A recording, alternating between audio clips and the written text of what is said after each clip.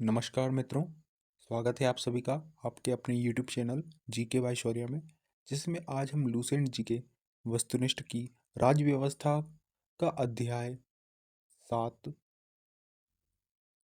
भारतीय संविधान की अनुसूचियों का अध्ययन करेंगे।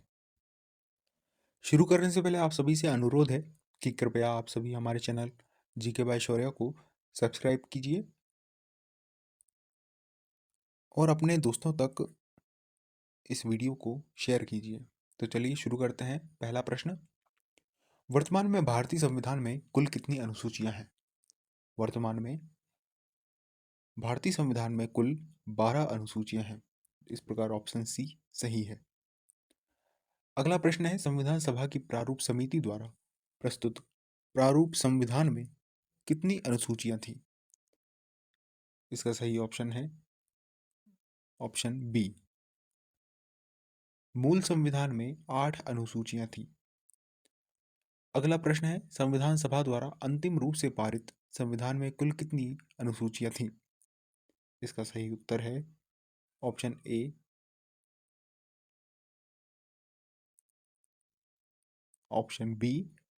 इसका सही उत्तर है ऑप्शन बी 8।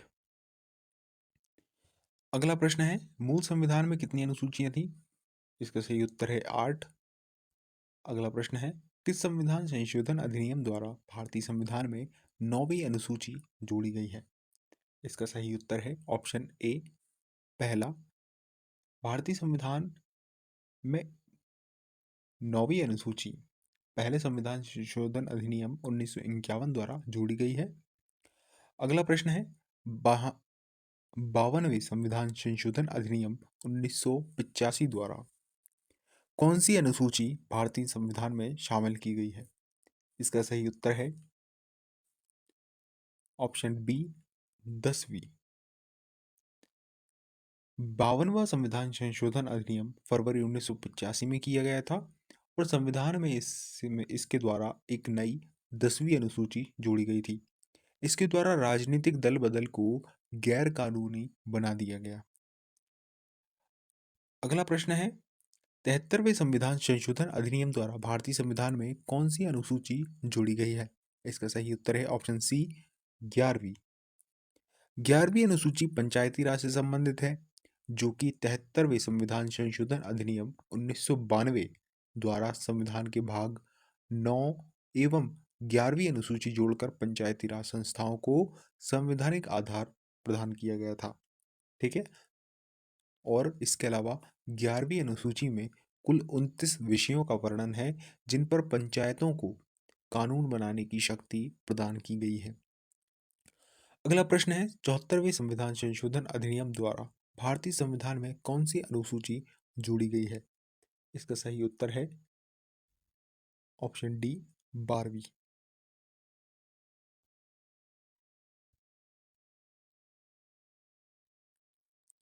अगला प्रश्न है, संविधान की द्वितीय अनुसूची का संबंध किससे है? इसका सही उत्तर है ऑप्शन डी महत्वपूर्ण पदाधिकारियों के वेतन से। अगला प्रश्न है, भारत संघ में शामिल राज्यों और संघ शासित क्षेत्रों का उल्लेख भारतीय संविधान की किस अनुसूची में है? इसका सही उत्तर है प्रथम अनुसूची। प्रश्न क्रमांक 11वां, राष्ट्रपति, राज्यों के राज्यपालों, सर्वोच्च न्यायालय तथा उच्च न्यायालय के न्यायाधीशों, संसद तथा राज्य विधानमंडलों के अधिकारियों, भारत के नियंत्रक एवं महालेखा परीक्षक आदि के वेतन के संबंध में प्रावधान संविधान की किस अनुसूची में किया गया है? ठीक है, तो प्रश्न है कि इन सभी अधिकारियों के वेतन के प्रावधान किस अनुसूची में है? तो इसका सही उत्तर है ऑप्शन बी द्वितीय अनुसूची। अगला प्रश्न है, भारतीय संविधान की तृतीय अनुसूची में किस उपबंध का उल्लेख है? इसका सही उत्तर है ऑप्शन बी शपथ या प्रतिज्ञान से। ठीक है, तो भारतीय की संविधान की तीसरी अनुसूची में शपथ का उल्लेख है। दोस्तों, इसे याद रखने के लिए आप ऐसे समझिए कि शपथ में 3 शब्द हैं, जैसे श प थ। तो इस प्रकार तीसरी अनुसूची में 3 चीजें आ जाएंगी। शपथ, ठीक है, ये सब याद रखने के लिए है। इसके बाद है प्रश्न क्रमांक 13वां, संविधान की किस अनुसूची में प्रत्येक राज्यों तथा संघ राज्य क्षेत्रों के लिए संविधान में स्थानों के आवंटन की सूची है? इसका सही उत्तर है ऑप्शन डी, चतुर्थ अनुसूची। ठीक है, तो चतुर्थ अनुसूची में राज्यसभा में स्थानों के आवंटन की सूची है। अगला प्रश्न है, निम्न में से भारत के संविधान के किस एक अनुच्छेद अनुसूची का संबंध स्वशासी जिला परिषदों से है? इसका सही उत्तर है ऑप्शन सी, छठी अनुसूची। तो संविधान की जो छठी अनुसूची है उसका संबंध स्वशासी जिला परिषदों से है, और छठी अनुसूची में असम, मेघालय, त्रिपुरा और मिजोरम राज्यों के जनजातीय क्षेत्रों के प्रशासन और नियंत्रण के बारे में उल्लेख है। अगला प्रश्न है, भारतीय संविधान में 22 भाषाओं को राजभाषा का दर्जा दिया गया है। इन राजभाषाओं का उल्लेख किस अनुसूची में है? इसका सही उत्तर है ऑप्शन बी, 8वीं अनुसूची में। ठीक है, मूल संविधान में मात्र 14 भाषाएं इस अनुसूची में शामिल थी, लेकिन वर्तमान में इस अनुसूची में कुल 22 भाषाएं हो गई हैं। अगला प्रश्न है, भारतीय संविधान की 8वीं अनुसूची का संबंध है, तो दोस्तों इसका सही उत्तर है ऑप्शन सी, भाषाओं के साथ। अगला प्रश्न है, किसी अधिनियम को संविधान की किसी अनुसूची में सम्मिलित करने पर उसकी वैधता को किसी न्यायालय में चुनौती नहीं दी जा सकती है? इसका सही उत्तर है ऑप्शन सी, 9वीं अनुसूची। तो किसी भी अधिनियम को संविधान की 9वीं अनुसूची में सम्मिलित करने पर उसकी वैधता को किसी न्यायालय में चुनौती नहीं दी जा सकती।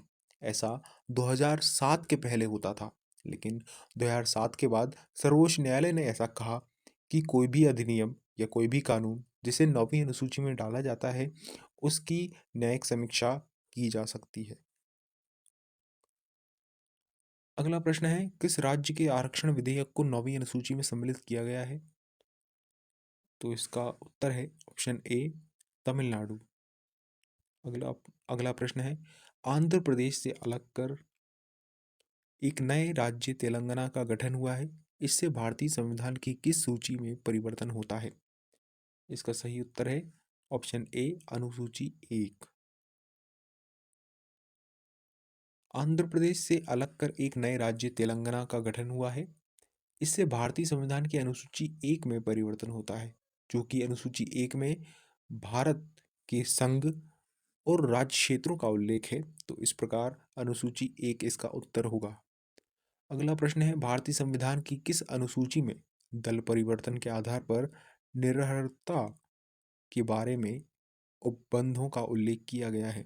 इसका सही उत्तर है ऑप्शन डी, 10वीं अनुसूची। प्रश्न क्रमांक 21, भारतीय संविधान की 10वीं अनुसूची किससे संबंधित है? इसका सही उत्तर है ऑप्शन ए, दल बदल कानून। अगला प्रश्न है, संविधान की छठी अनुसूची इनमें से किस राज्य में लागू नहीं होती? इसका सही उत्तर है मणिपुर। दोस्तों, यह प्रश्न बहुत महत्वपूर्ण है, ये कई एग्जामों में पूछा गया है, तो आपको ये याद रखना है कि छठी अनुसूची किस राज्य में लागू नहीं होती। तो उसका उत्तर है मणिपुर, तथा ये किस राज्य में लागू होती है? असम, मेघालय, त्रिपुरा तथा मिजोरम। ठीक है, आपको मिजोरम और मेघालय जरूर याद रखना है, जबकि मणिपुर इसमें शामिल नहीं है। अगला प्रश्न है, संविधान के अनुसूची तथा उससे संबंधित विषय का कौन सा युग्म सुमेलित नहीं है? इसका सही उत्तर है ऑप्शन बी, दूसरी अनुसूची, शपथ या प्रतिज्ञान के प्रारूप से। तो दूसरी अनुसूची में प्रमुख पदाधिकारियों के वेतन का उल्लेख है। ठीक है, जबकि शपथ का उल्लेख तीसरी अनुसूची में मिलता है। अगला प्रश्न है, भारतीय संविधान की किस अनुसूची में पंचायती राज संस्थाओं का प्रावधान है? इसका सही उत्तर है ऑप्शन बी, 11वीं अनुसूची में। अगला प्रश्न है, भारतीय संविधान की निम्न दी गई अनुसूचियों में से कौन सी सूची राज्यों के नामों की सूची तथा राज्य क्षेत्रों का ब्यौरा देती है? इसका सही उत्तर है ऑप्शन ए, पहली सूची।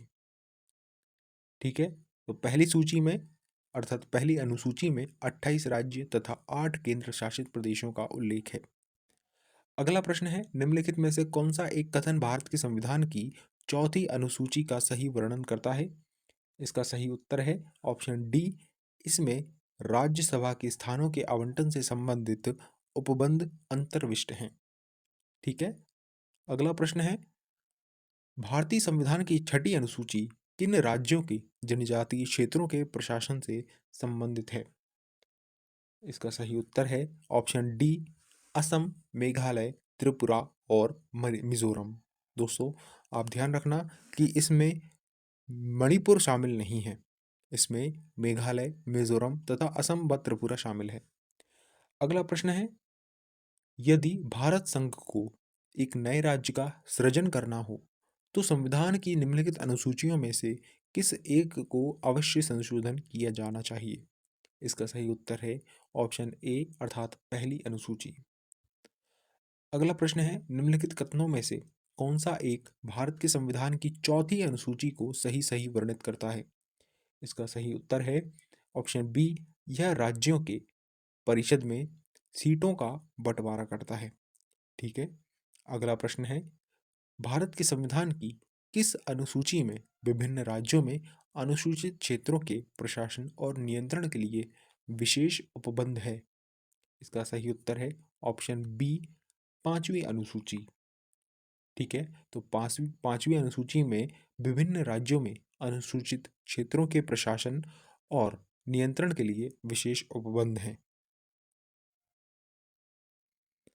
प्रश्न क्रमांक 31, निम्नलिखित में से कौन नई जोड़ी अनुसूची नहीं है? ठीक है, तो कौन नई जोड़ी गई अनुसूची नहीं है? इसका सही उत्तर है आठवीं अनुसूची। दोस्तों, आठवीं अनुसूची संविधान के मूल पाठ में शामिल थी। ठीक है, इसके बाद 9वीं, 10वीं तथा 11वीं तथा 12वीं अनुसूची संविधान में बाद में जोड़ी गई हैं। अगला प्रश्न है, भारत के संविधान की किस अनुसूची का मिलान उसकी सामग्री के साथ गलत ढंग से किया गया है? तो इसका सही उत्तर है ऑप्शन बी, दूसरी अनुसूची, जिसमें इन्होंने भाषाएं लिखा है। दोस्तों, दूसरी अनुसूची में संविधान के प्रमुख पदाधिकारियों के वेतन का उल्लेख है। अगला प्रश्न है, भारत के संविधान की 11वीं अनुसूची किनके बीच शक्तियों को विभाजित करती है? दोस्तों, इसका सही उत्तर है ऑप्शन बी, राज्य विधानमंडल तथा पंचायत। हमें पता है कि 73वें संविधान संशोधन 1992 के द्वारा 11वीं अनुसूची को जोड़ा गया था, जिसमें पंचायत से संबंधित 29 विषयों को शामिल किया गया था, जिन पर कानून बनाने का अधिकार सिर्फ पंचायतों को है। अगला प्रश्न है, सूची 1 को सूची 2 से सुमेलित कीजिए। तो दोस्तों, ऑप्शन ए है मान्यता प्राप्त भाषाएं, जिसका सुमेलन होगा 8वीं अनुसूची से अर्थात चौथे ऑप्शन से। इसके बाद दल बदल विरोधी कानून, इसका सुमेलन होगा 10वीं अनुसूची अर्थात ऑप्शन 2 से। फिर है राज्य एवं केंद्र शासित प्रदेश, जिसका मिलान होगा पहली अनुसूची से, तथा इसके बाद राज्यसभा की सीटों का आवंटन, इसका मिलान होगा चौथी अनुसूची से। इसके बाद अनुसूचित क्षेत्र एवं अनुसूचित जनजातियां, इसका मिलान होगा पांचवी अनुसूची से। तो इस प्रकार ऑप्शन सी सही सिद्ध होता है। ठीक है, आप इसको एक बार और देख सकते हैं। मान्यता प्राप्त भाषाएं ऑप्शन 4 से अर्थात 8वीं अनुसूची से। इसके बाद दल बदल विरोधी कानून 10वीं अनुसूची से। राज्य एवं केंद्र शासित प्रदेश पहली अनुसूची से। राज्यसभा की सीटों का आवंटन चौथी अनुसूची तथा अनुसूचित अनुसूचित क्षेत्र तथा अनुसूचित जनजातियां, ये पांचवी अनुसूची से संबंधित है। अगला प्रश्न है, सूची 1 को सूची 2 से सुमेलित कीजिए तथा सूचियों के नीचे दिए गए कूट से सही उत्तर का चयन कीजिए। ठीक है, तो पहला ऑप्शन है चतुर्थ अनुसूची, जिसमें राज्यसभा की सीटों से संबंधित प्रावधान है। फिर उसके बाद छठी अनुसूची, इसमें जनजातीय क्षेत्रों से संबंधित प्रावधान है। इसके बाद 8वीं अनुसूची, जिसमें भाषा संबंधी प्रावधान है। इसके बाद नवीं अनुसूची जिसमें भूमि सुधार संबंधी प्रावधान है। ठीक है, तो इस प्रकार ऑप्शन सी सही होगा। अगला प्रश्न है, सूची एक को सूची दो से सुमेलित कीजिए तथा सूचियों के नीचे दिए गए कूट से सही उत्तर का चयन कीजिए। तृतीय अनुसूची, तृतीय अनुसूची में क्या है? शपथ है, अर्थात ऑप्शन दो, शपथ या प्रतिज्ञान के प्रारूप। फिर है चतुर्थ अनुसूची, तो चतुर्थ अनुसूची में क्या है? राज्य विधान परिषदों में स्थानों का आवंटन है। इसके बाद सातवीं अनुसूची है जिसमें संसद एवं राज्य विधानमंडलों द्वारा बनाई जाने वाली विधियों की विषय सूची है। इसके बाद आठवीं अनुसूची में भाषाओं का उल्लेख मिलता है। तो इस प्रकार ऑप्शन सी सही साबित होता है। अगला प्रश्न है, सुमेलित कीजिए सूची एक को सूची दो से। सूची एक में प्रशासनिक उपबंध है जबकि सूची दो में अनुसूचियां हैं। तो ऑप्शन ए, असम, मेघालय, त्रिपुरा और मिजोरम के जनजातीय क्षेत्र ये शामिल होंगे छठी अनुसूची में। ठीक है, तो हमारी छठी अनुसूची में असम, मेघालय, त्रिपुरा और मिजोरम के जनजातीय क्षेत्रों का प्रशासन आता है। इसके बाद बी ऑप्शन है अखिल भारतीय सेवाएं, ये सातवीं अनुसूची में शामिल हैं। इसके बाद भारत का नियंत्रक एवं महालेखा परीक्षक, इसका उल्लेख मिलता है दूसरी अनुसूची में। ठीक है, क्योंकि इसमें भारत के नियंत्रक एवं महालेखा परीक्षक के अलावा अन्य पदाधिकारियों के वेतन का उल्लेख मिलता है। इसके अलावा डी है जिसमें अनुसूचित क्षेत्रों और अनुसूचित जनजातियों का नियंत्रण के बारे में बताया गया है।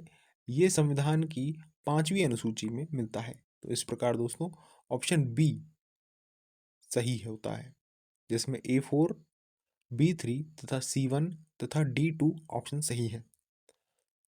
अगला प्रश्न है, निम्न युग्मों में से कौन सा युग्म सही सुमेलित नहीं है? दोस्तों इसका सही उत्तर होगा ऑप्शन ए, नवीं अनुसूची। नवीं अनुसूची में राज्यसभा में स्थानों के आवंटन से संबंधित उपबंध नहीं है, जबकि नवीं अनुसूची में उन कानूनों का उल्लेख है जिन्हें न्यायिक समीक्षा से बचाने के लिए शामिल किया गया था। अगला प्रश्न है, सूची एक को सूची दो से सुमेलित कीजिए तथा सूचियों के नीचे दिए गए कूट से सही उत्तर का चयन कीजिए। तो सूची एक में है प्रशासनिक उपबंध तथा सूची दो में है संबंधित अनुसूची। ऑप्शन ए है राज्य व केंद्र शासित प्रदेश का उल्लेख हमें मिलता है प्रथम अनुसूची में। महत्वपूर्ण पदाधिकारियों के वेतन और भत्ते मिलते हैं हमें द्वितीय अनुसूची में। इसके बाद विभिन्न पदों के लिए पद एवं गोपनीयता की शपथ मिलती है हमें तृतीय अनुसूची में। इसके बाद राज्यसभा में राज्यों व केंद्र शासित प्रदेशों के स्थानों का आवंटन हमें चतुर्थ चतुर्थ अनुसूची में मिलता है। तो इस प्रकार ऑप्शन डी अर्थात अंतिम ऑप्शन सही है। अगला प्रश्न है, निम्न में से क्या भारतीय संविधान की पांचवी अनुसूची के अंतर्गत आता है? इसका सही उत्तर है ऑप्शन सी, अनुसूचित क्षेत्र और अनुसूचित जनजातियों से संबंधित उपबंधों को यह निर्दिष्ट करता है जिसमें इनका प्रशासन, नियंत्रण और विकास के प्रावधान शामिल है। प्रश्न क्रमांक 41, सूची एक को सूची दो से सुमेलित कीजिए। सूची एक में है सातवीं अनुसूची ए नंबर पर, जो कि हमारी सुमेलित होगी तीसरे नंबर पर संघ, राज्य एवं संवर्ती सूचियों से। ठीक है, इसके बाद आठवीं अनुसूची है, आठवीं अनुसूची में भाषाएं हैं। इसके बाद नौवीं अनुसूची जिसमें कुछ अधिनियमों का विधि मान्यकरण होता है। और फिर है 10वीं अनुसूची जिसमें दल परिवर्तन के आधार पर निरर्हता घोषित की गई है। इस प्रकार A3 से मिलेगा, B1 से मिलेगा, C4 से तथा D2 से। तो इस प्रकार ऑप्शन डी हमारा सही हो जाएगा। अगला प्रश्न है, भारतीय संविधान में नौवीं अनुसूची परिवर्धित हुई है। इसका सही उत्तर है प्रथम संशोधन द्वारा, जो कि वर्ष 1951 में हुआ था। इसके अलावा सूची एक को सूची दो से सुमेलित कीजिए। सूची वन में कृत्यकारी तथा सूची दो में शपथ या प्रतिज्ञान है। पहला है भारत का राष्ट्रपति। इसका ऑप्शन है 3 अर्थात भारत के संविधान के प्रति श्रद्धा एवं निष्ठा। इस प्रकार अतः भारत के राष्ट्रपति भारत के संविधान के प्रति श्रद्धा एवं निष्ठा के संबंध में शपथ लेते हैं। अब है दूसरा अर्थात सर्वोच्च न्यायालय के जज। इसका ऑप्शन है 4 से अर्थात संविधान और विधि की मर्यादा बनाए रखना, ये इस संबंध में शपथ लेते हैं। फिर है संसद सदस्य, जिनकी शपथ होती है कर्तव्यों के निष्ठापूर्वक निर्वहन की। इसके बाद है संघ के मंत्री, इनकी शपथ होती है सूचना की गोपनीयता संबंधित। इस प्रकार ऑप्शन सी अर्थात A3, B4, C2 तथा D1 ये सही है। अगला प्रश्न है भारतीय संविधान का कौन सा प्रावधान दल बदल निरोध से संबंध रखता है? इसका सही उत्तर है 10वीं अनुसूची से। अगला प्रश्न है संविधान की 11वीं अनुसूची में क्या शामिल है? इसका सही उत्तर है पंचायती राज। अगला प्रश्न है भारतीय संविधान की अनुसूचियों में से कौन सी एक राज्य के नामों की सूची तथा उसके राज्य क्षेत्रों का ब्यौरा देती है? तो यह संविधान की पहली ही अनुसूची है, जिसमें 28 राज्य तथा 8 केंद्र शासित प्रदेश हैं। अगला प्रश्न है सूची 1 को सूची 2 से सुमेलित कीजिए। सूची 1 में है प्रशासनिक उपबंध तथा सूची 2 में है संबंधित अनुसूची। ऑप्शन ए इसमें है केंद्र व राज्यों के बीच विधायी शक्तियों का वितरण, तो इसका मिलान होगा 7वीं अनुसूची से। इसके बाद ऑप्शन बी है भाषाओं का उल्लेख, हमारी 8वीं अनुसूची में मिलता है। भूमि सुधार एवं अधिग्रहण संबंधी अधिनियम ये 9वीं अनुसूची में है, जबकि दल बदल निरोधक अधिनियम 10वीं अनुसूची में है। तो इस प्रकार ऑप्शन डी सही हो जाता है। अगला प्रश्न है भारत के संविधान की 5वीं अनुसूची के संबंध में निम्नलिखित में से कौन सा कथन सही नहीं है?